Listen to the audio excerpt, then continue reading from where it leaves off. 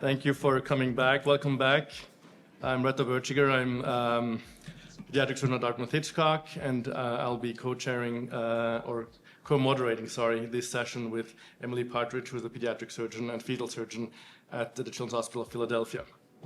I just want to remind you to score the ones who need to score abstracts, a program committee, research committee, other committees to use your QR code and score the abstracts on the application that was sent to us and that's connected to that QR code.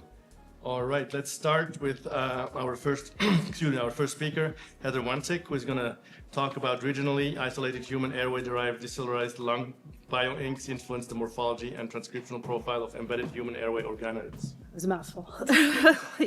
All right, let me see. So thank you, everybody. I have no disclosures. And so I'll start with the problem. Current therapies and surgical interventions to treat congenital defects and diseases of the proximal airways in pediatric populations are suboptimal, and they can oftentimes result in significant lifelong morbidities. So regenerative approaches for repairing the lung are lacking, and really taking native lung tissue would be optimal for improving the quality of life for these individuals, and also would reduce the medical costs associated with treatment. And so today I'm going to talk about physiologically relevant human airway models or tissue-engineered 3D constructs that can address these limitations and facilitate development of novel patient-specific treatments. So the congenital defects that we're interested in treating at the proximal airways include congenital tracheal stenosis, which occurs due to a narrowing of the airways. We have tracheoesophageal fistula, where part of the esophagus can grow into the trachea. And then laryngeal clefts, which also cause significant issues with breathing. And then tracheomalacia and bronchomalacia, which is due to a weakening of the cartilage of the airways, and upon inspiration can lead to significant issues with breathing. So what we're really interested with our lab is the use of stem cell therapy to repair damaged airways. And so specifically, we have been using induced pluripotent stem cells. These can be taken from adult somatic cells that have been virally reprogrammed with transcription factors. This will revert them to an embryonic-like state, and then they can give rise to any tissue type of the body. And so these cells have excellent self-renewal. They have a potential for autologous administration, and there's no ethical concerns associated with their use. So for this study, we used induced basal stem cells, which were taken from these induced pluripotent stem cells. And these cells are important because they're known as the progenitor cells of the airway, and they can give rise to the mucociliary and secretory cells, which are important for normal function. They carry a dual fluorescent reporter system, so they'll fluoresce green or red when they express the appropriate phenotype, and they give rise to a well-differentiated pseudostratified airway epithelium. And just to briefly introduce the current approach for modeling the airway and the lung tissue, you can take a decellularized scaffold from a lung cadaver and then rinse it with a detergent that will remove all of the cells and the antigenic components. And then if you grow this in a physiological bioreactor, you can reseed it with these induced pluripotent stem cells that have been differentiated to the lung, and they will actually engraft and mature into more mature phenotypes of the lung. The only problem with this approach is that the detergent can actually damage the vasculature, leading to pulmonary embolism when these are transplanted into animal models. So we're looking at an improved approach for this. So that's where our project objectives come into play. We are interested in demonstrating the growth and differentiation of human airway epithelial stem cells, or these IBCs, and airway-derived human lung decellularized bioinks, which can be used for 3D bioprinting purposes. And then secondly, we'll demonstrate the feasibility of 3D bioprinting hollow airways derived from these airway-derived lung bioinks as well. So this airway-derived lung bioink we took from decellularized human lung. We lyophilized it. It underwent cryomilling and pepsin digestion, so we were able to create these bioinks that are amenable to seeding with stem cells. We looked at the mechanical properties using rheology, and we saw that the viscoelasticity was very similar to that of the native lung. And so this is very important for the spreading and also the growth of the cells.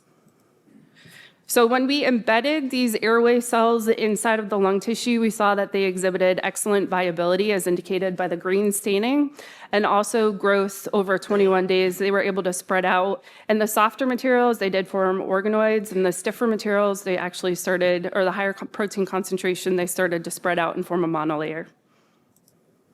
So these cells also began to express genes associated with mucociliary and secretory expression, which indicated that they were, in fact, differentiating to the appropriate cell type.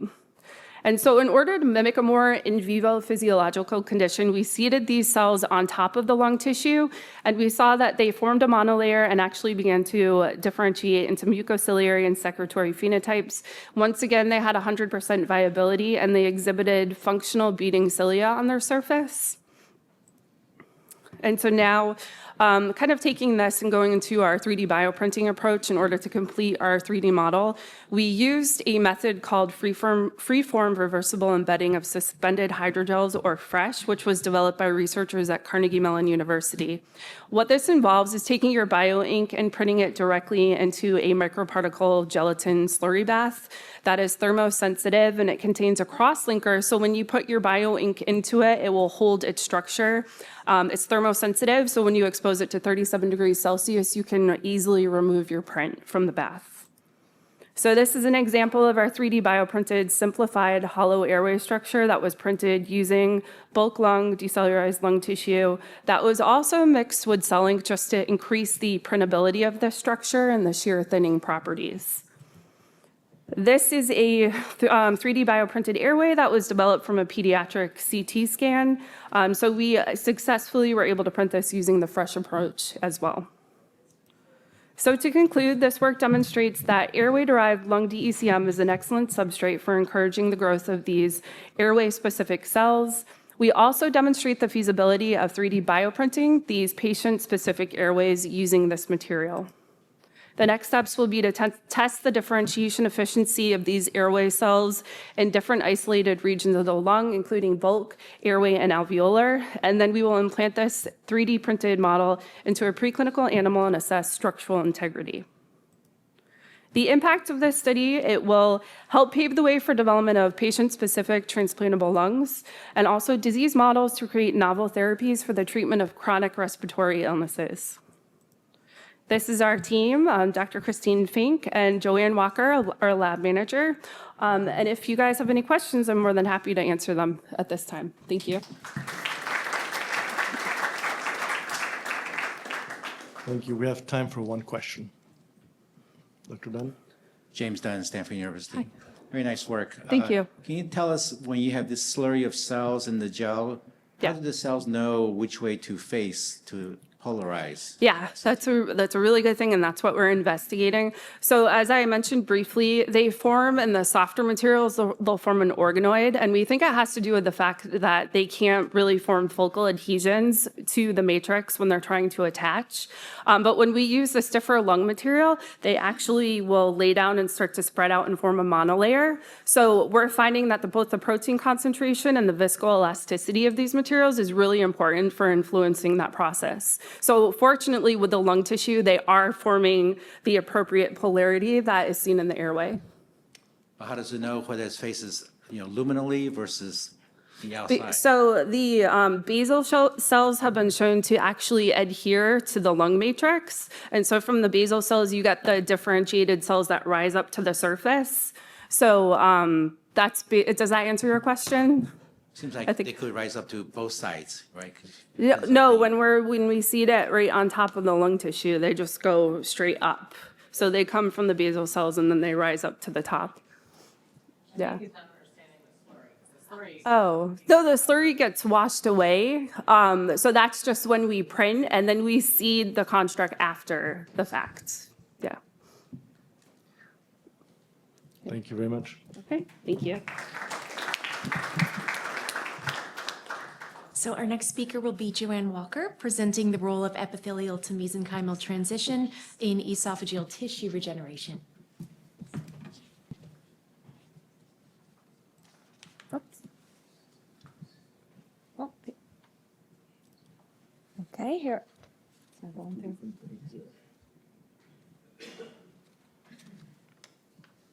You don't see the same thing on the screen and on the... Yeah, it's not. Oh, wait. See? Nope.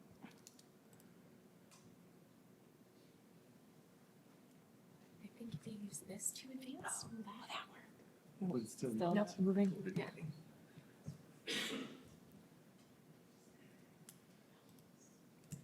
How do we go back? It's not coordinating. Yeah.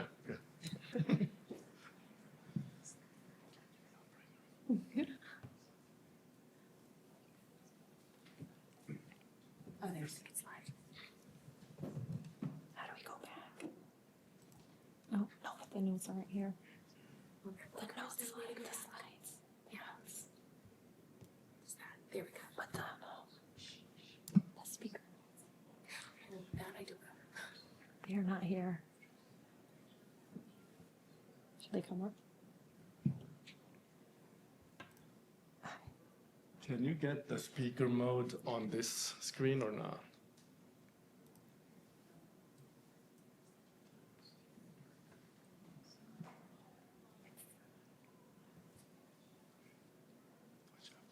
You see what I mean? The one with the text on the bottom. How do you advance with this one? Yeah, have it there. The green one advances. Okay, there we go. All righty. Here are my disclosures. In cases like esophageal atresia affecting 1 in 2,500 to 3,000 newborns annually, often require tissue replacement with colon, stomach, and intestines, procedures that carry high risks. Similarly, caustic injuries in young children can lead to perforations and emergency surgeries. Given the complications of traditional approaches, scaffold-based engineering with mesenchymal stem cells has emerged as a compelling alternative. This leads us to our tissue engineering approach. Multiple studies, including ours, have shown that MSC-seeded scaffolds can support epithelialization and muscle regeneration. However, critical questions remain around scaffold degradation, persistence, and the ability to regenerate truly native tissue. To dive deeper, let me share some of our previous in vivo data. In a porcine model, we created a 5-centimeter esophageal gap bridged by an electrospun polyurethane scaffold seeded with adipose-derived mesenchymal stem cells. The scaffold was removed by day 21 and a fibrovascular core was observed. By day 30, we observed a partially regenerated epithelium and a vascularized fibrovascular core, with epithelial and neural markers being absent. This raised 2 key questions. How did this core form and which cells contributed to its development? These observations shaped our central hypothesis. We hypothesized that EMT enables esophageal epithelial cells, or EECs, to bridge esophageal gaps, and that the MSC-secreted factors enhance this process. EMT allows epithelial cells to lose adhesion, gain mesenchymal traits, and migrate, playing a critical role in wound healing and tissue regeneration. Supporting literature shows that EMT is involved in skin healing, fibrotic repair, and organ regeneration. Our goal is to manipulate this pathway to promote better epithelial regeneration and long-term tissue function. We designed our study with 2 specific aims. Aim 1 tests our hypothesis in a 3D humanized bioprinted esophageal model using scaffolded gaps and MSC-conditioned media. Aim 2 validates these findings in a preclinical rat model to observe EMT activation and tissue regeneration in vivo. To begin, we focused on human esophageal epithelial cells. We isolated human pediatric EECs and grew them for 3 passages. They maintained stem-like and epithelial characteristics. These cells retained critical markers like E-cadherin, ZO1, which is a tight junction protein, and P63, a proliferation marker, across passages, making them ideal for mechanistic studies. Next, we assessed how these cells respond to EMT stimulation. In 2D cultures, we exposed them to TGF-beta and IL-1-beta. This induced elongation in fibroblast morphology. Scratch assays confirmed that treated cells bridge the gap faster than untreated cells. Building on these promising results, we now move into our 3D modeling. We are currently developing a 3D humanized esophageal gap made with rectangular constructs. The center will be acellular to simulate injury, while the ends will be seeded with esophageal epithelial cells and fibroblasts.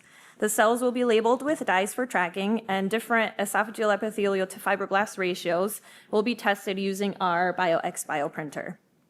Next, to continue our work, we validated molecular changes following EMT induction. So after 48 hours of TGF-beta stimulation, we observed upregulation of mesenchymal markers like vimentin and end-cadherin, and downregulation of epithelial markers like E-cadherin and mucin-1, confirming EMT commitment. We next printed layered constructs to test phenotype stability in 3D. Using cell-length alginate and methacrylated based bioinks, we printed fibroblasts on the bottom layer and esophageal epithelial cells on the top. After 5 days, staining showed fibroblasts positive for vimentin and esophageal epithelial cells for pancytokeratin, confirming preserved phenotypes. We also tested whether MSCs could survive in these constructs. Okay. It's not going. There we go. Nope, that's not the right slide. There we go. All right, so we bioprinted circular constructs, and we seeded them with adipose-derived mesenchymal stem cells and assessed viability at 24 hours, 48 hours, and 7 days. Results showed excellent viability, confirming that the scaffold was biocompatible. With these validations, we plan to move towards in vivo translation. We will use rat models divided in 5 groups: control, suture only, scaffold and mesenchymal stem cells, and scaffold plus MSCs and TGF-beta inhibitor. This approach will allow mechanistic and functional analysis of esophageal regeneration. Here's how we will build our scaffold. So each scaffold will be engineered to cover a defect. We will harvest adipose tissue from the rat, isolate the MSCs, label them with a dye, and seed them onto a bioprinted scaffold made of alginate, cellulose, and fibrin. The scaffold will be implanted in the rat, and we will test the rat at 1, 3, 6, 9, and 12 months, and the tissue will be collected for analysis. I keep doing that. Okay, so the impact. The 3D bioprinted esophageal platform allows us to study epithelial to mesenchymal transition, stem cell signaling, and structural regeneration in a human relevant system. It lays the foundation for developing new therapies targeting native esophageal repair. Finally, I'd like to thank Dr. Christine Fink for her vision and mentorship, and Heather Wansik for technical support and collaboration. Thank you all for your attention, and I am happy to take any questions.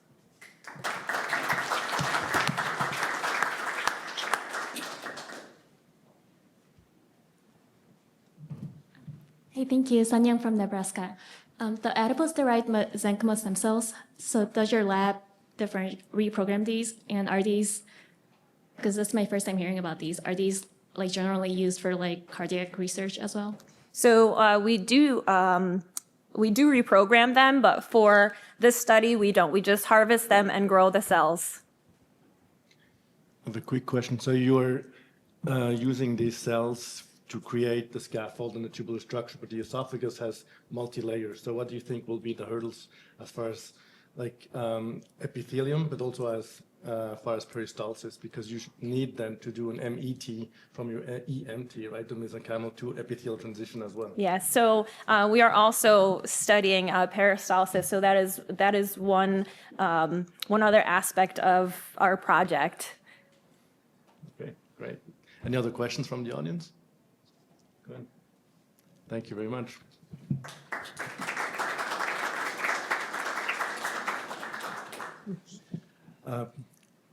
Dr. Mahmoud El-Basiri will now talk about non-invasive transcutaneous auricular vagus nerve stimulation attenuates intestinal inflammation in a mouse model of necrotizing enterocolitis.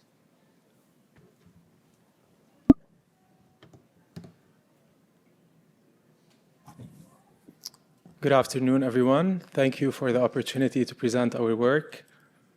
I have no disclosures.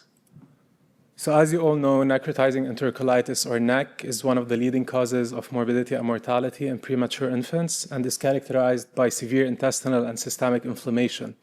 And even years after research or million-dollar investments, we still lack a single drug to manage this disease, with supportive care, antibiotics, and extensive bowel resections as the only available treatment options.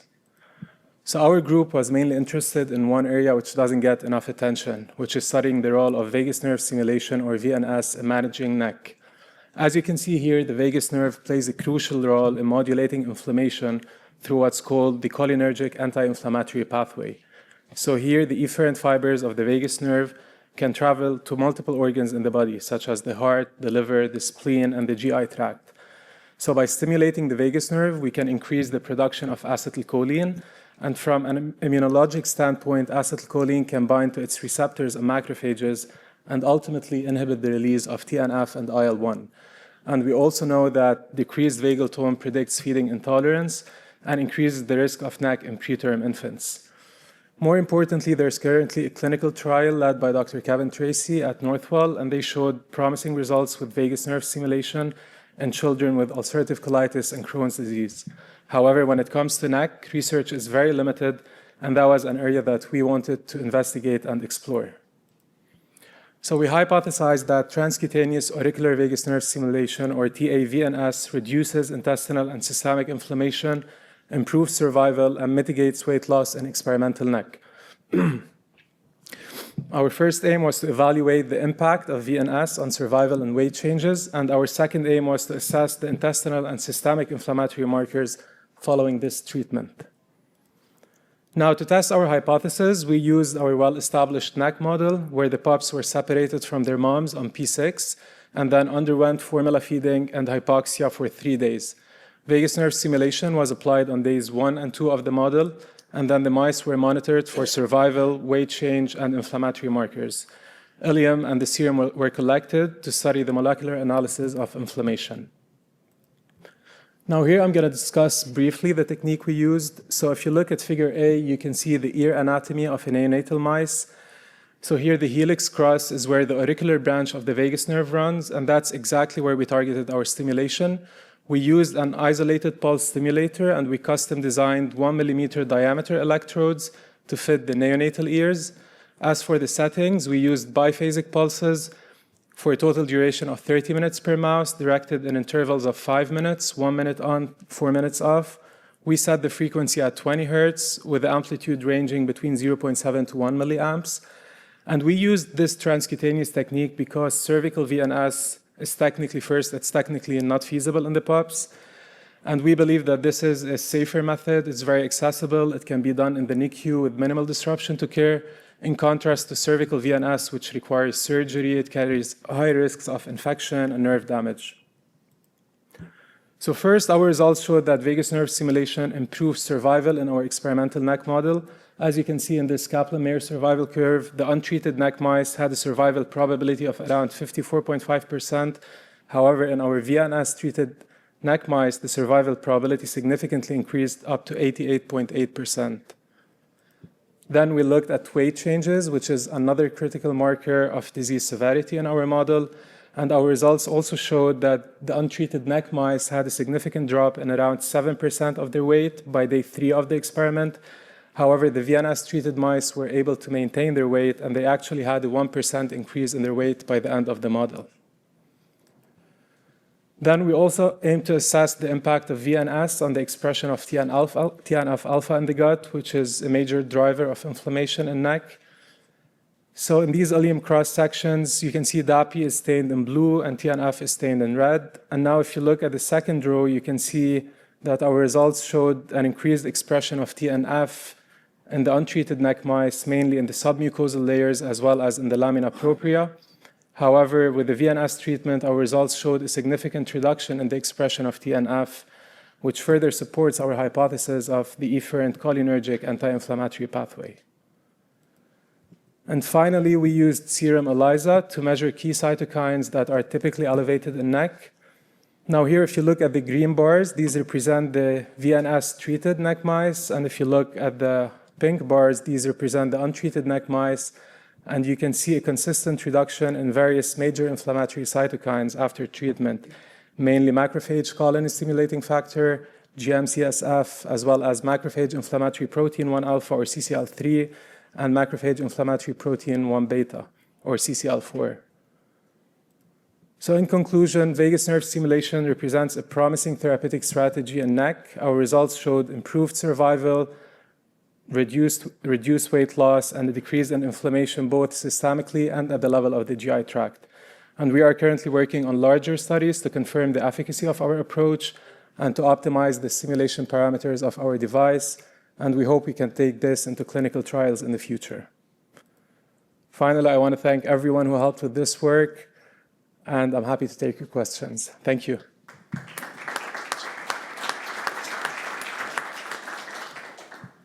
The paper is open for questions. Hi, Alan Goldstein from Mass General. It was a great presentation, very nicely done, and congrats on the work. I guess my question is, what cells is the acetylcholine acting on? There's acetylcholine receptor in many cells, as you mentioned, macrophages, but probably almost all immune cells. Also, the enteric neurons, or in the enteric nervous system, is it possible that you're accelerating motility, which is maybe washing out toxin or moving along waste?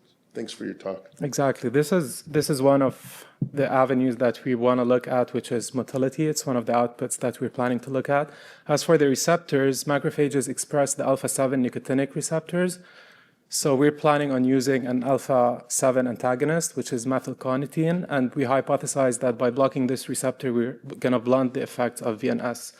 As for the enteric nervous system, we're also planning to stain for GFAP to look at the role of the glial cells, as well as for TUJ1 and the other markers of the ENS, and we hypothesize that vagus nerve stimulation will improve the expression of these markers. Agostino Piero, Toronto. Thank you very much. Very elegant and brilliant study. Can I ask you, is this, you think, in the future a potential for prevention or for actual treatment of the disease? I mean, going back to what just been asked about the mechanism of action of this. Yeah, that's a great question. That's why we started our vagus nerve stimulation early in the model. So we also hypothesized that this can be used as a prevention strategy.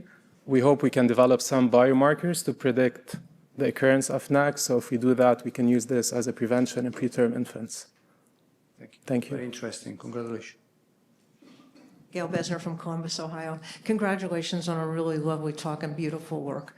I know your lab has a pig large animal model of NEC, and I'm just curious as to whether you tested this in that or whether you plan to. Thank you again.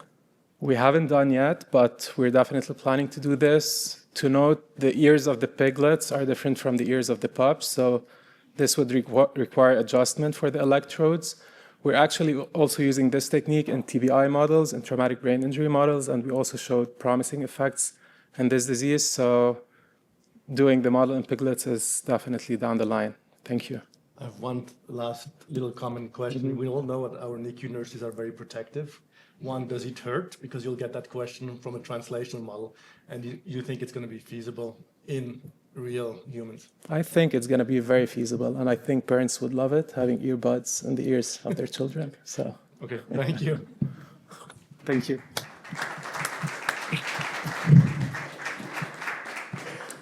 So our next speaker is Dr. Nora Liang. The title of her talk is Biliary Atresia is associated with Cas4 expressing CD8 positive T cell expansion. Do I use this? Clicker. No, it's perfect. Awesome. Thank you so much. I have no disclosures. Biliary atresia is a fibro-obliterative disease of the extrahepatic biliary tree, and it involves progressive intrahepatic fibrosis. The standard of care involves Kasai portal enterostomy, but even with adequate drainage, the majority of these patients will go on to require a liver transplant in their lifetime. So after Kasai, failure rates are quoted anywhere between 40 and 80%. And this fibrosis that happens progresses on the orders of months as opposed to years in adult fibrosis. And currently, there's very little that is known about the mechanisms that propagate this liver fibrosis. So the pathogenesis of, oops, I went back. I think, oh, okay. The pathogenesis of BA is thought to be driven by an immune response that results in the activation of profibrotic cellular machinery. Single-cell RNA sequencing is a technique that analyzes the expression of genes in individual cells, and this technology allows us to characterize and genetically profile multiple subpopulations of cells, and including rare ones. So single cell has previously been applied to the study of biliary atresia, but this is the majority of publications that have come out about it do mostly immune profiling. Most of them are from China, so all of this data is not able to be publicly shareable. So the objective of our study was to create a single-cell atlas with diverse cell populations and characterize those associated with BA-associated liver fibrosis. So to do this, we collected liver biopsies from BA patients and compared them to grossly normal liver samples from hepatoblastoma-adjacent liver explants. And these samples were processed and sent for single-cell RNA sequencing using the 10x platform. And then subsequently, we did cell type annotation based on markers available in the primary literature as well as differential gene expression. So in total, we captured about 6,300 cells after quality control. On the left here, this is a UMAP, so that represents all of the cells in our study in two-dimensional space. So cells that are similar to one another will cluster similar to one another. They'll cluster close together in UMAP space. And then when we broke down the cell populations that we were able to capture, at the end of the day, we did similarly find that most of the cells we were able to capture were lymphoid cells. So we focused our initial analysis on lymphoid cells. We identified 13 subpopulations, and we used markers that were previously defined in the primary literature, the prior single-cell papers. And then we compared fibrotic and normal liver-derived cells, which showed enrichment of the CD8-positive T-cell subpopulation in the fibrotic liver samples compared to the normal. So we next turned our attention to the expression profile of this subpopulation of CD8-positive T cells. We want to understand what are the pathways that are upregulated. We did enricher analysis. We saw a lot of upregulation of pro-inflammatory, pro-fibrotic signaling. And then we sought to identify differentially expressed genes for this particular subcluster to facilitate downstream analysis.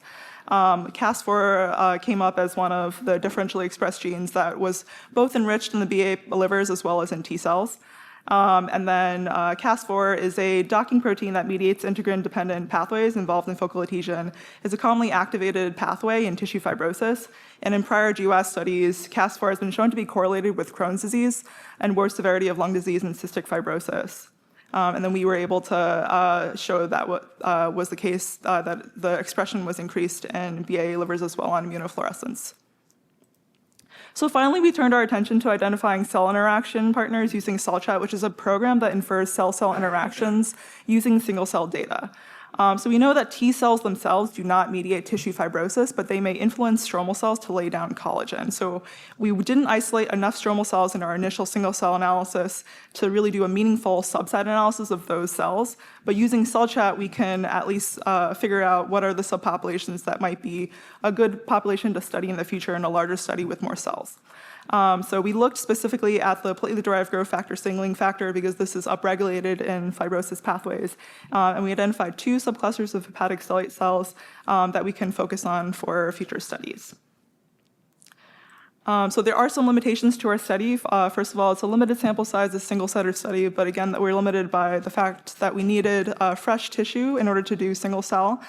We did capture a disproportionate amount of immune subpopulations, which may explain some of the prior studies that have been published in this particular area. And then our normal condition does not represent truly normal infant liver. That would be ethically very difficult to justify. And then again, our findings will require interrogation in a larger data set for additional further validation.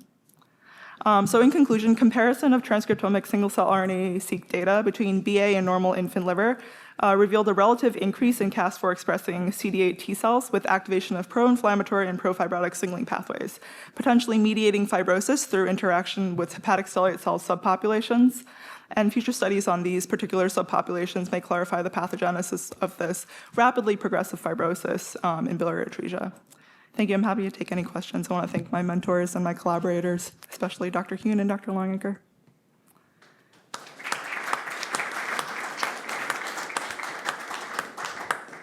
We have a moment for any questions. I'll start with one. Sure. I found this novel role for Cas4 to be fascinating, and I was wondering if there are any liver conditional knockout systems that exist, or would that be a logical next step for your work?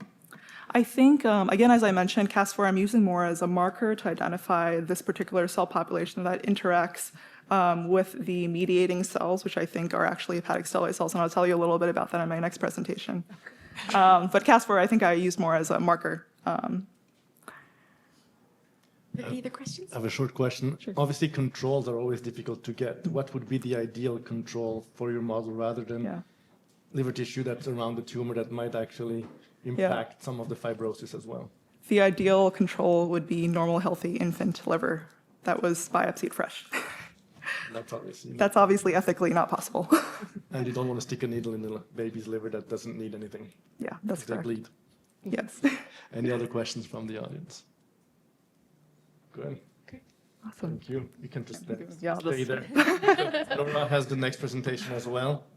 Integrative meta-analysis of single-cell RNA sequencing data from infant livers reveals heterogeneous stromal cell population in biliary atresia.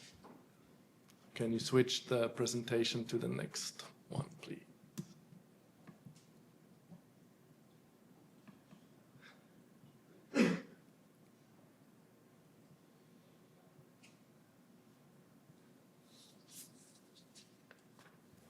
Great. Thank you so much. I have no disclosures. Biliary atresia is a fibro-obliterative disease of the extrahepatic biliary tree and involves progressive intrahepatic fibrosis. So in the liver, tissue fibrosis is mediated by hepatic stellate cells, which are mesenchymal cells that become activated and deposit collagen and extracellular matrix. Currently, there's relatively little that is known about the subpopulations of hepatic stellate cells that are involved in BA-associated liver fibrosis. Studying HSC subpopulations using single-cell RNA sequencing is a logical way to probe their transcriptional profile, especially because these are dynamic and rare cell populations. However, HSCs have proven to be very difficult to capture for downstream analysis using single-cell technology. So the first single-cell paper that's here on the left, they excluded HSCs altogether because they were difficult to isolate. The most recent one that has been published, also these all came out of China. This was published in August of 2024. And you can see here that relative to all of the cell types that they were able to capture, the hepatic stellate cells represent a very small population of those. And then again, as I showed you in our last slide, the HSC cluster that I was able to isolate was also pretty small. So as a result, we concluded that the best way to be able to investigate subpopulations of HSCs would be to pool our data with everything that's publicly available. So the objective of our study was to perform an integrative single-cell RNA sequencing analysis of hepatic stellate cell subpopulations in biliary atresia. So to do this, we combined our single-cell data with publicly available single-cell data sets. We queried the gene expression omnibus that's available through the NIH. In this database, we pulled all of the infant liver single-cell RNA-seq data sets, and then we used liver samples that were derived from either hepatoblastoma-adjacent normal or choleleudocyst patients as our normal control. So in total, our combined analysis comprised 6 single-cell data sets, about 189,000 cells, and 18 of these samples were derived from normal control and 17 of them were derived from biliary atresia. So again, our initial analysis, we were able to identify 8 unique cell types that were clustered in UMAP space. So again, similar cell types will cluster similar to one another in cell type space. And what we're interested in is this particular subpopulation here, which is cyan. These are hepatic stellate cells from our integrated meta-analysis. And then we can confirm using dot plot expression that these are the cells that we're interested in because they express COL1, they express ACTA2 and DCN. So next we subclustered these hepatic stellate cell subpopulations, and this revealed 3 distinct subpopulations of hepatic stellate cells in UMAP space. We named them according to top differentially expressed genes within each cluster relative to one another. And then on the right here, these are feature plots that show there's exclusive expression of these marker genes within each of those subclusters. So for our subsequent analysis, we chose the 8ARF expressing hepatic stellate cells because they also express ACTA2 or alpha SMA, which is canonically known to be a marker of activated hepatic stellate cells and fibroblasts in the setting of fibrosis. And our focus is on potentially pathogenic HSC subpopulations in the setting of BA-associated liver fibrosis. So then we compared HSC subpopulations between our fibrotic BA liver and our normal control liver. And as a sanity check, we saw that the ADIRF expressing HSCs were enriched in the fibrotic condition. So then we did enricher analysis again. We wanted to see what pathways are upregulated. Again, we're seeing a lot of pro-inflammatory and pro-fibrotic pathways, but specifically we saw a lot of enrichment of Notch pathway signaling, which was interesting. And as well, with respect to the gene ontology terms that we were able to pull, it was a lot of collagen-expressing extracellular matrix, so fibrosis-associated terms. So next, we wanted to dig a little bit more into this Notch expression in pathway signaling and potentially in biliary atresia, because it came up a lot in our pathway analysis. So we did, we compared the expression of all Notch pathway genes between liver conditions, so BA versus normal, and then the HSC subpopulations that we had identified in our second analysis. So overall, we did see increased Notch pathway expression both in BA liver and in these ADRF expressing hepatic stellate cells. And then when we did differential gene expression between the fibrotic and normal liver conditions, we saw that Notch3 was the highest of all the Notch pathway genes to be expressed in fibrotic versus normal. Notch3 is a cell surface protein. It mediates key cell fate functions, specifically in stromal and mesenchymal cells. So we thought this might be a good further point to interrogate a little bit more. We did some immunofluorescence staining that you'll see here, and we saw enrichment of double positive Notch3 and alpha SMA expressing fibroblasts in the biliary atresia liver compared to the normal control liver. So for next steps, we're going to similarly perform cell chat analyses to infer cell-cell interactions between these ADRF expressing hepatic stellate cells and other cell subpopulations. We're also in the process of validating our single-cell findings using Xenium, which is a spatial transcriptomic technique that allows for visualization and quantification of gene expression profiling. And then after that, we'll be further interrogating the relationship between Notch3 expression and liver fibrosis in a mouse model of biliary atresia. So again, there are some limitations to our study. It's a limited meta-analysis due to the rarity of these samples. They're very difficult to get. Our normal condition is not a true normal. And then, as I mentioned, we're in the process of validating our single-cell findings. So in conclusion, we present the first single-cell analysis of hepatic stellate cells in BA-associated liver fibrosis. We identified expansion of ADRF-expressing hepatic stellate cells in BA liver specifically, also associated with the activation of Notch3 signaling. So pending further validation, we describe a subpopulation of these Notch3-expressing activated hepatic stellate cells that may play an important role in the profibrotic machinery of BA-associated liver fibrosis and may explain why this fibrosis happens so quickly. Thank you so much for your attention. I'm happy to take any questions.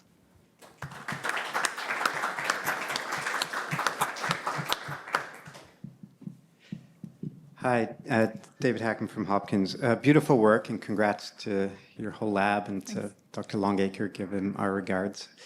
You know, this is wonderful stuff, and it's obviously discovery work. And one of the questions in the field is the validity of the mouse models.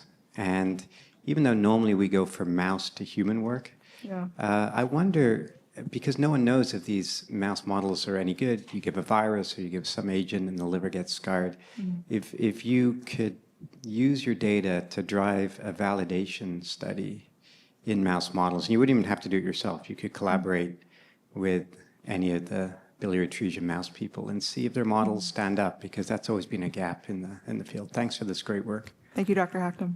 And thank you for the question. I actually had this exact I started in the lab and I started on the mouse models of biliary atresia, and then very quickly realized that potentially if you're looking at the transcriptomic profiling of these mouse livers, that really who's to know if that is representative of what's happening in humans. So I think that's why we took this human first approach. And certainly I think next steps would be looking at the single cell profiling of those. There's a couple. I know there's the biliary atresia type and then the RRV model, which we've used in our own lab. So I think that would be a great next step as well. Thank you. That's for fun. Thanks. Hi, thank you. Very amazing data with the next-gen sequencing. So my question would be, what do you propose that Notch3 is doing in these fibroblasts? Because I mean, you see that they're overexpressed, but like, was there any difference with like the ligands, like JAG or delta-like ligand, and like what is your mechanism that you're thinking in terms of like the development developmental perspective? Yeah, sure. So I presented some of this data here. There were differences between the fibrotic BA liver and the normal liver with respect to the downstream ligands as well. So I think potentially that they may activate some of those downstream ligands, but obviously that will require further validation. Great, thank you. Awesome. Thank you so much.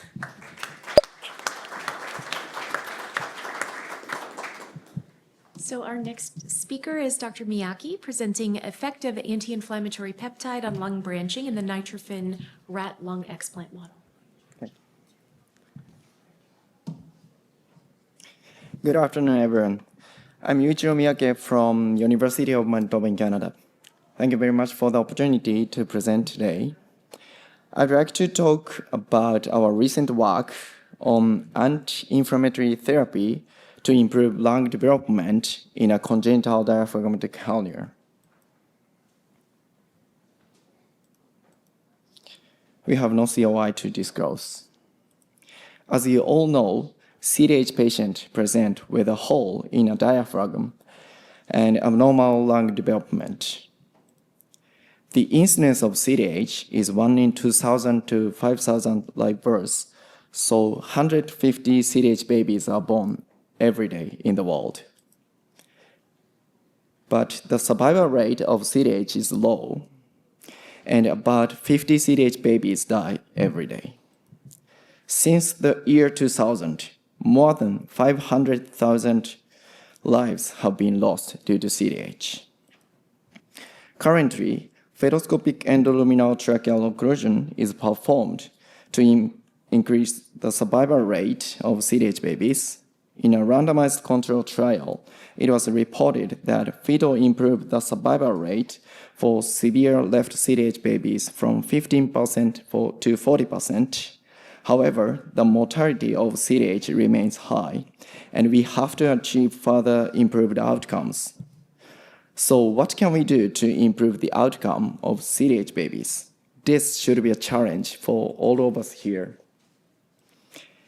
To address this challenge, our approach involves anti-inflammatory therapy. In this recent proteomic analysis of nitrophen-induced CDH lungs, we showed clear separation between CDH and control groups and upregulation of multiple inflammatory mediators. Network analysis revealed NF-kappa B as a central regulatory node, suggesting that inflammation plays a critical role in CDH lung hyperplasia.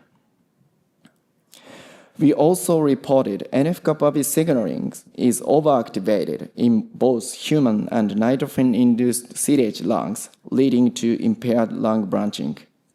We hypothesized that targeting NF-kappa B may improve lung development.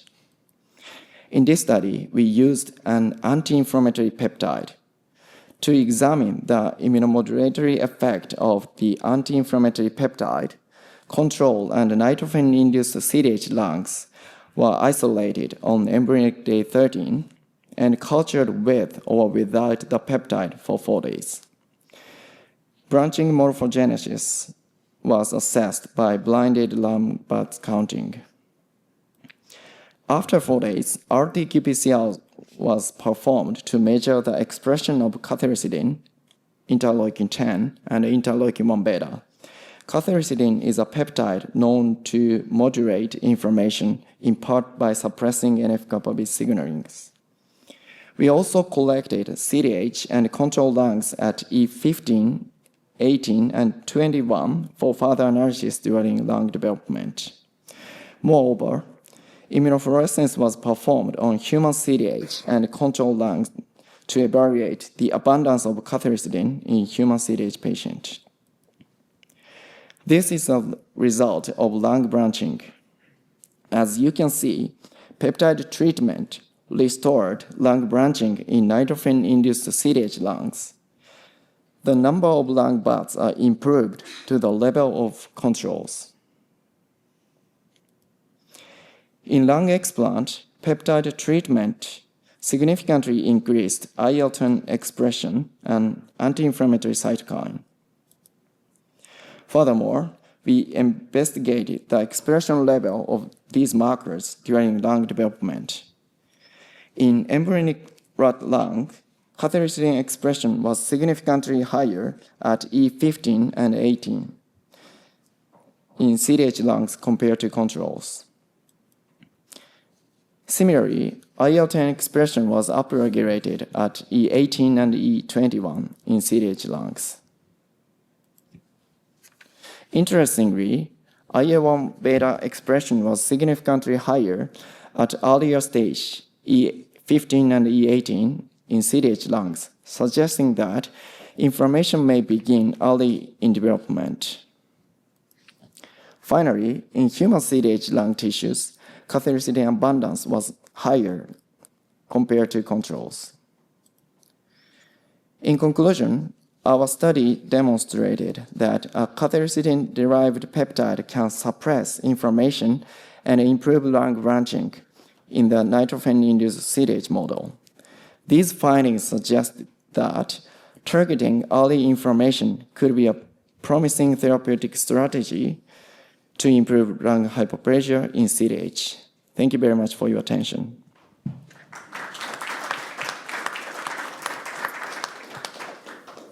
We have time for a few questions. Hi, Kunisaki from Hopkins. Congratulations, really impressive work by your group. I have two questions. The first is just related to the fact that you harvested these lungs pretty early. I mean, these were very technically challenging lungs to harvest. And essentially the stage at which you affect this therapy is actually probably before in humans you would even detect CDH. So this seems to be more like a prevention model as opposed to a treatment model. Have you tried later gestations to see if you get the same effect? That's my first question. Thank you very much. We used E13 lungs for examining the branching morphogenesis because that is the best timing to check the branching morphogenesis. After E15 or E18, it's very difficult to differentiate the branching morphogenesis. So we use the E13 lungs for lung explant. And for human, as you said, it is early stage. E13 is early stage for human, but we hope in the future, we hope we can use this peptide like folic acid. I mean, the folic acid reduces the incidence of spina bifida. So if the mother take this anti-inflammatory peptide as supplement, it might decrease the incidence of CDH or severity of CDH. So we checked that. Thank you. Just a quick second question. I noticed in some of the E21 figures that it seemed like things had normalized in terms of the, or reverted back to a more of an inflammatory state. I may have misinterpreted the data, but it suggests that maybe the peptide has a limited duration of bioactivity. Do we know anything about how long this peptide works? Is this something that we have to inject multiple times? Thank you. Thank you very much. We are not sure the time to the peptide worked, but experiment model, we change the media every 2 days to maintain the effect of peptide. And now we are planning to perform in vivo study. So we think we have to inject or administrate this peptide multiple times during pregnancy. Thank you very much. We unfortunately have to move on. Thank you very much. Thank you. Our next speaker is Dr. Suda, who's coming from Tokyo to join us. And he's going to present hepatoprotective effects of imeglimin through mitochondrial activation and enhanced antioxidant capacity in the murine bile duct ligation model. Welcome. Thank you so much for kind introduction, Chairperson, and good afternoon, everyone. So today I'm going to make a presentation of our ongoing study, and I appreciate any comments about this. So no COI to disclose. So firstly, mitochondrial function in the liver tissue includes regulation of metabolism and oxidative stress, such as ATP production by aerobic respiration and ROS production. It has been reported that excessive oxidative stress is a poor prognostic factor for native liver survival in biliary atresia. On the other hand, the metabolism of glutathione, an antioxidant, was activated in native liver survivors. In the murine biliary atresia model, liver function was improved by NAC precursor to glutathione, indicating a protective effect against oxidative stress. Recently, our group reported that mitochondrial morphology and their functional markers expression are crucial for native liver survival in biliary atresia. For example, hepatocellular expression of HSP60 at port enterostomy, which is a mitochondrial matrix marker indicating their viability, was lower in biliary atresia who require liver transplantation eventually. Transmission electron microscopy demonstrated findings suggestive of mitochondrial damage in biliary atresia liver, such as inclusion bodies and crystal enlargement. So by the way, let me explain about the imeglimin. This is an oral anti-diabetic agent, can modulate mitochondrial function and reduce oxidative stress. Imeglimin increases insulin secretion in the beta cell of the pancreas, and the efficacy was approved for type 2 diabetes as oral hypoglycemic drug in Japan. Since then, other groups have reported that imeglimin can improve systemic mitochondrial function, including the liver, as shown here. So this study was designed to investigate hepatoprotective effects of imeglimin against cholestatic liver disease using bile-duct ligation model in mice. Obstructive jaundice was induced by ligating the common bile duct of the mice. Then imeglimin and DMSO as control were intraperitoneally given daily for 7 or 14 days. Blood and liver tissues were collected for virus analysis shown here.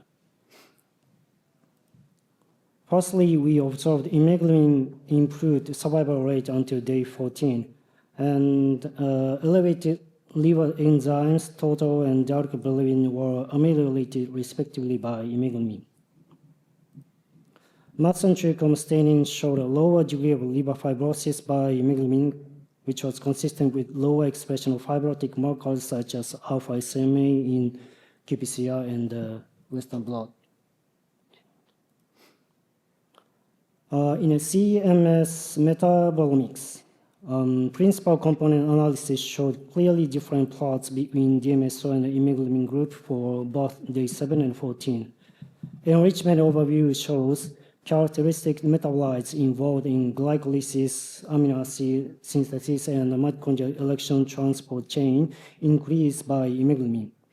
Furthermore, GSH-GSSG ratio in the glutathione was improved by imeglimin, indicating activated antioxidant capacity. In RNA sequencing, heat map and volcano plotting exhibited clearly different properties between DMSO and the imeglimin group. Then gene ontology analysis revealed upregulation of mitochondrial function and antioxidant-related genes by imeglimin, such as aerobic respiration and oxidoreductase activity.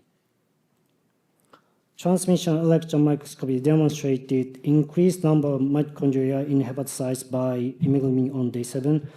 Then, interestingly, lower electron density indicated by arrowheads in yellow color, suggesting high mitochondrial membrane permeability was seen in DMSO group, but not in imeglimin. Reasonably, GDF15 and VDAC1, they are markers for mitochondrial damage-associated cytokine and channel for mitochondrial permeability transition, were downregulated by imeglimin. However, TFAM, one of the regulatory genes for mitochondrial DNA transcription, was upregulated. So mitotox staining revealed decreased mitochondrial dry superoxide in hepatocytes by imeglimin, consistent with downregulated common inflammatory markers in qPCR below. And the basic OCR and ECAR were improved by imeglimin at both day 7 and 14. suggesting activated mitochondrial respiration as well as glycolysis. Indeed, ATP production was increased by imeglamin. So in conclusion, imeglamin exerted hepatoprotective effects in cholestatic disease model mice by enhancing mitochondrial functions and antioxidant capacity. Thank you so much. I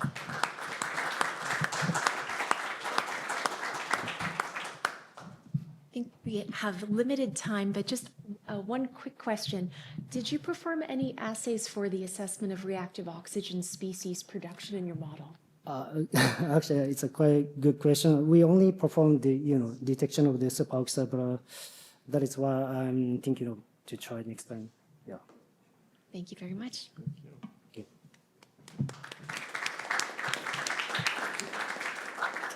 So our next speaker is Dr. Sharon Joseph, and the title is From Cartilage to Cure, Chondroitin Sulfate's Impact on Gut Health in a Porcine Model of Necrotizing Enterocolitis. Thank you for this opportunity to present our work. We have no disclosures. So necrotizing enterocolitis is a devastating intra-abdominal emergency that affects premature infants and is characterized by severe inflammation and necrosis of the intestinal wall.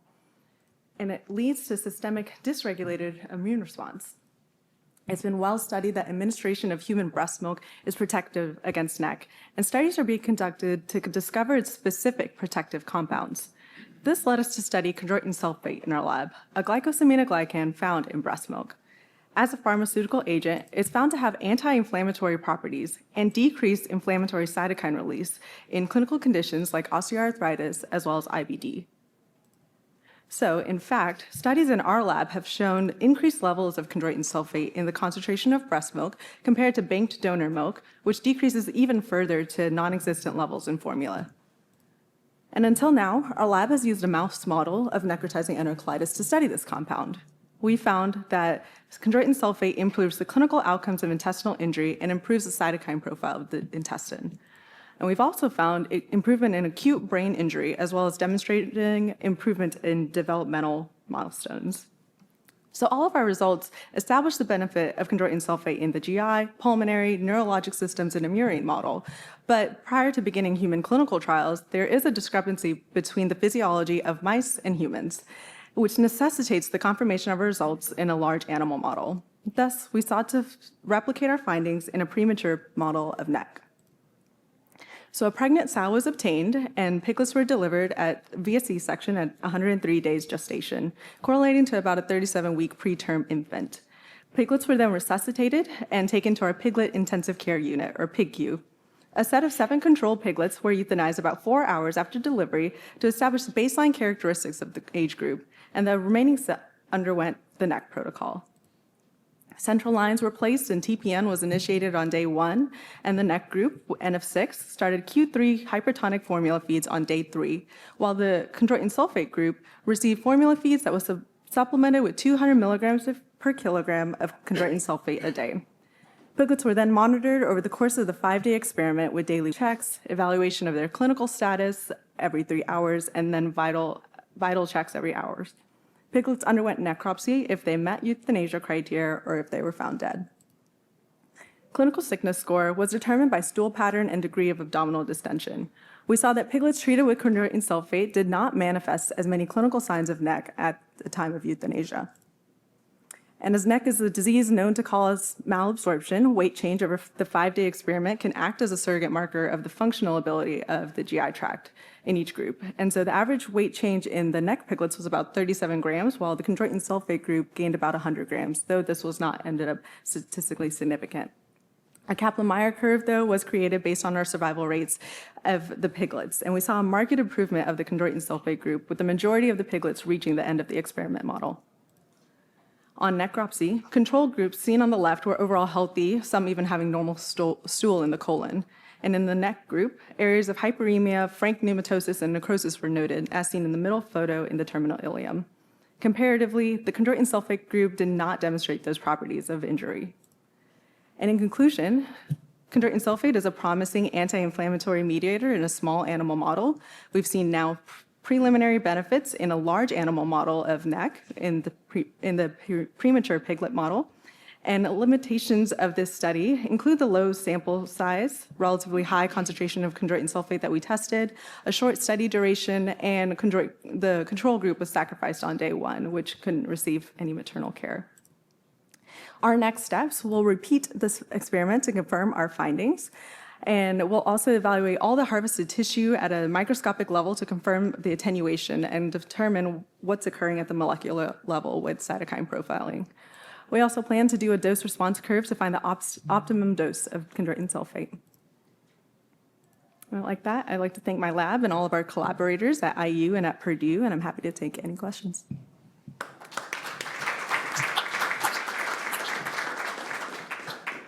Dr. Besner.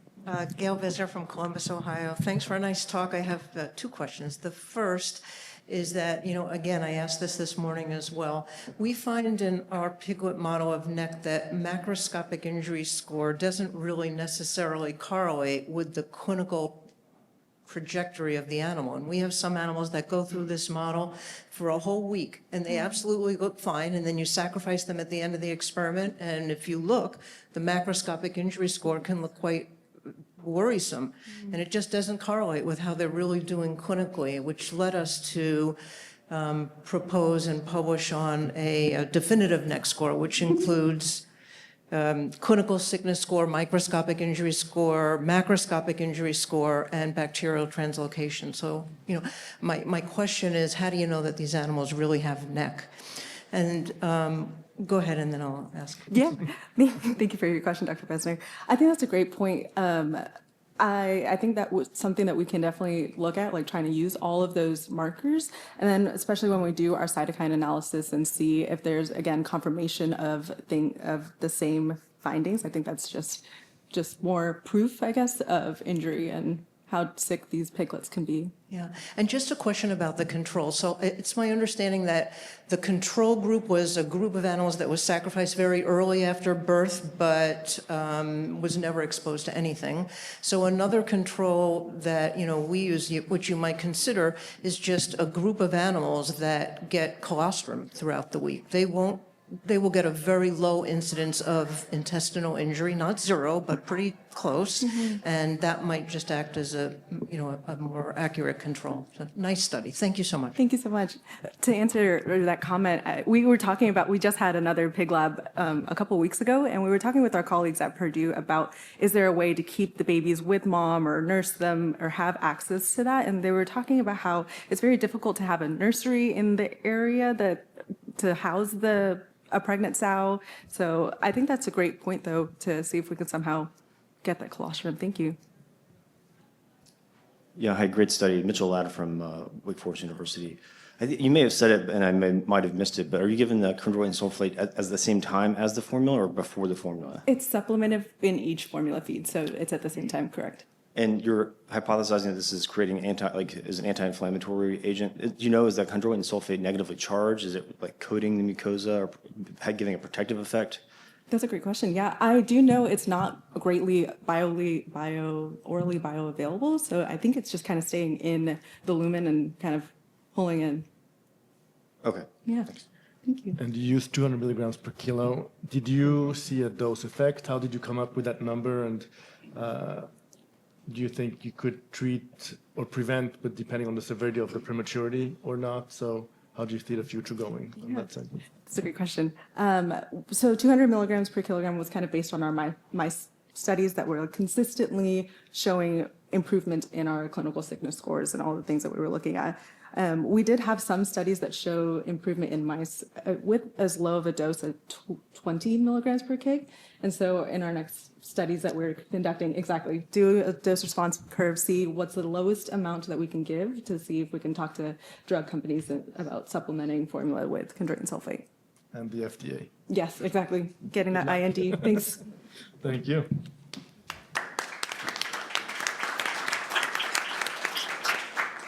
Our next speaker is Dr. Dalton, and he was going to talk to us about ROCK inhibition attenuates the inflammatory response in necrotizing enterocolitis.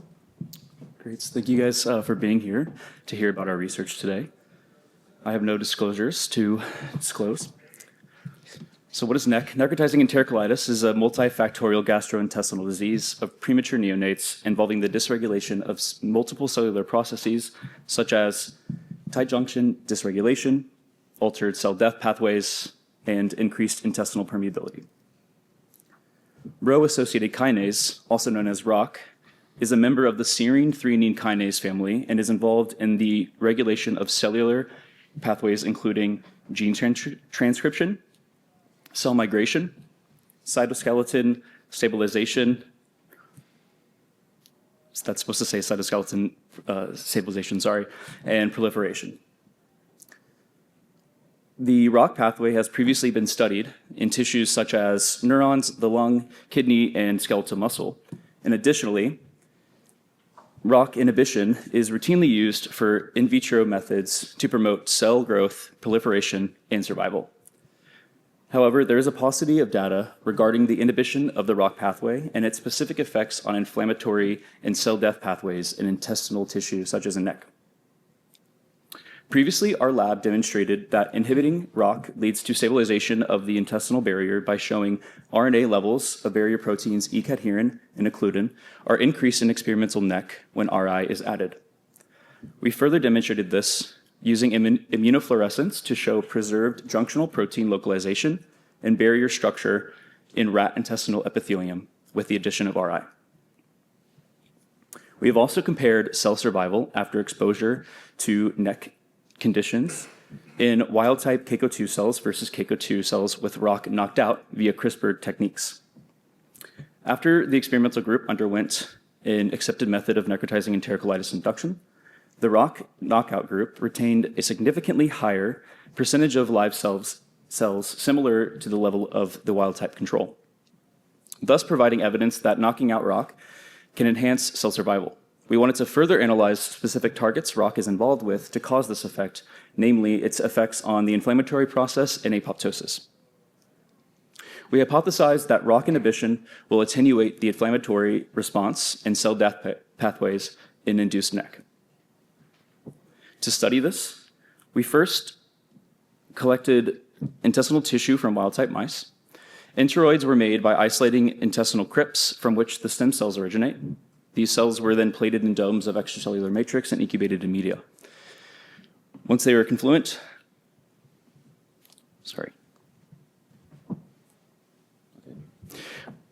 enteroids were separated into 4 different groups. The control groups had one without treatment and one treated with ROC inhibitor. The experimental groups underwent 24 hours of hypoxia and exposure to lipopolysaccharide, while one group was also treated with ROC inhibitor in addition. After neck induction for 24 hours, RNA was isolated and PCR conducted to assess for the gene expression of multiple inflammatory markers as well as markers of apoptosis. Supernatant was also collected for ELISA analysis. First, we assessed RNA expression for well-known inflammatory markers IL-1 beta and TNF-alpha. We saw that RNA expression is decreased in experimental neck conditions when RI was added. Interferon gamma was similar in that it increased in expression significantly with experimental neck, and levels decreased with the addition of RI. Next, we performed ELISA for a selection of inflammatory markers using supernatant, as these proteins are secreted from the cells in the inflammatory process. There was a significant increase in TNF-alpha protein expression in experimental neck compared to the control. When RI was added, there was a significant decrease in TNF-alpha protein expression down to the level similar to that of the control. We then looked at protein expression for KX-CXCL2, which is a murine homologue of the human inflammatory marker IL-8. To simplify this, I will refer to the marker as IL-8 from here onward. There was a significant increase in IL-8 protein expression in experimental neck compared to the control. And when RI was added, there was also a significant decrease in IL-8 protein expression down to levels similar to that of the control. We then assessed the RNA expression of 2 common anti-apoptotic proteins involved in the NF-kappa B pathway. Both BCL2 and NF-kappa B decreased significantly in neck as expected. However, RI has seemingly no effect on levels expressed in the control and experimental groups. So in conclusion, RI improves cell survival in neck conditions. RNA expression for inflammatory markers decreased in experimental NEC with the addition of RI. Protein expression for TNF-alpha and IL-8 were significantly elevated in experimental NEC. TNF-alpha and IL-8 protein expression significantly decreased to levels similar to that of the control when RI was added. RI does not affect RNA expression of two key proteins in the NF-kappa B pathway. And this points to ROCK having a potential role in the inflammatory process of NEC and suggests that inhibiting ROCK may abate the expression of inflammatory markers and maintain levels of that similar to the control. Thank you, and I'll now take any questions. Thank you. Just one question. So I know ROCK-I is used in cell culture to keep cells in undifferentiated states. So when you isolate these cells, like, are you able to tell if you're isolating like the intestinal stem cells versus like the differentiated cells? So the process that we do when we collect the cells, we basically just, we have the wells that have like the domes of extracellular matrix with the enteroids that are just kind of suspended in that matrix. The stem cells that we use, there's stem cells that are in the that are basically in the extracellular matrix. That's what the enteroids are. So when we collect those, they're not differentiated at that time. We do have a process of using differentiation media specifically, and we have done that in our lab with specific techniques, but not for just kind of this experiment or just a standard necrotizing enterocolitis conditions experiment. Thank you very much. And our final speaker will be Dr. Gershner, presenting necrotizing enterocolitis is associated with elevated iron levels, toxic lipid radicals, and plasmalogens. All right. Good morning, or I guess afternoon at this point, and thank you for the opportunity to present our work. We have no financial disclosures to discuss. So I guess everyone knows what NEC is at this point, but to make sure we fill the time, I'll go through the process one more time. Necrotizing enterocolitis, or NEC, is the most devastating disease of premature neonates. It has a mortality of up to 24% in all cases and can get as high as 51% in cases that require surgical intervention. NEC is characterized by bowel inflammation, bacterial translocation, bowel perforation, et cetera, NEC has multiple risk factors, like has been mentioned in the previous talks. These include prematurity, low birth weight, and early enteral feeds, especially those that are with formula. NEC is a multifactorial phenomenon that we don't quite have an exact pathophysiology nailed down. Current etiologies include bacterial dysbiosis, intestinal immaturity, intestinal and immune system immaturity, and a hyperinflammatory response. These all lead to what's known as the leaky gut, which allows for increased bacterial translocation and worsening of infection. Now it gets interesting. Ferroptosis is a novel form of programmed cell death that is similar to apoptosis.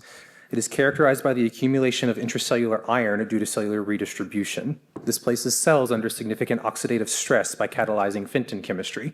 This generates the free radicals ferrous and ferric iron. The reactive iron species react preferentially with polyunsaturated fatty acids, or PUFAs. These are fatty acids that make up a majority of cellular membranes. The two main categories of PUFA are N3s and N6s. Common N3s include eicosapentaenoic acid, or EPA, and docosahexaenoic acid, or DHA. Common N6s include arachidonic acid and adrenic acid, or AA and ADA. N3 PUFAs tend to be anti-inflammatory, as their breakdown products include resolvins. These help initiate the resolution phase of acute inflammation. N6 PUFAs are usually pro-inflammatory, as these both adrenic and arachidonic acid feed into the COX and LOX pathways, leading to increased leukotriene and prostaglandin synthesis. The N that I keep saying references how many double bonds are in the lipid backbone.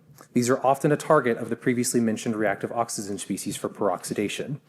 N3s become 4-hydroxy-2-hexanol, or 4-HHE, and N6s become 4-hydroxy-2-nonanol, or 4-HNE, both of which are toxic in high levels.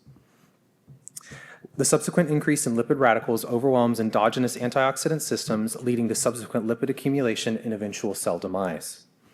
Therefore, we hypothesize that tissue from patients with NEC would have a higher amount of intracellular iron compared to controls. We also hypothesized that there would be an accumulation of the toxic lipid radicals 4-HHE and 4-HNE, as well as alterations in the fatty acid profiles towards a pro-inflammatory state. To assess for iron levels, tissue was collected from infants undergoing surgery for neck, and as well as control tissue from infants undergoing resection for other reasons, such as ostomy takedowns or atresias. Part of this tissue then underwent drying, acid digestion, and subsequent development using a banthophenanthrene colorimetric assay, which turns pink when bound to iron.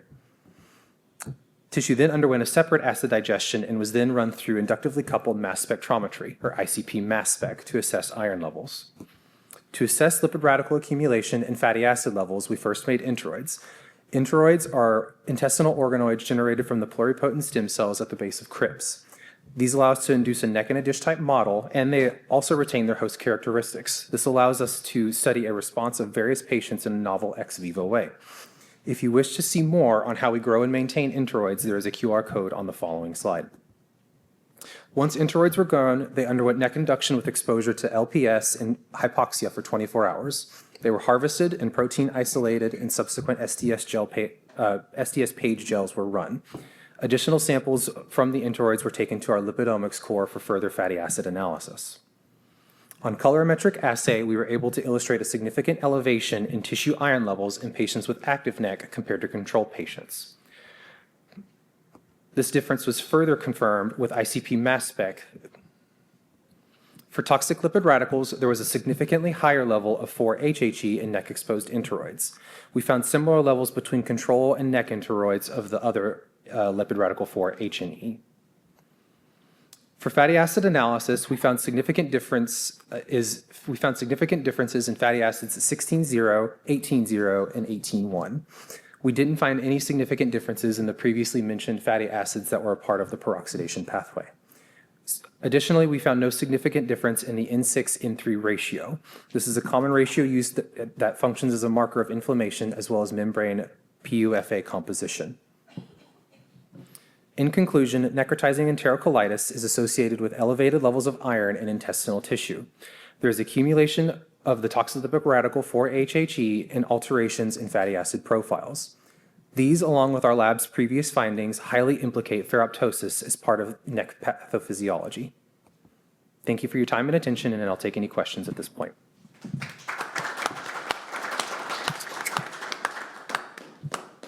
I think we have time for one or two questions. I'll start. Is it an oversimplification to say that we should be minimizing or avoiding iron in our TPN in these babies? We see some forms of iron overdose when we do see blood transfusion associated neck. So in terms of limiting iron, the exact amount is hard to say.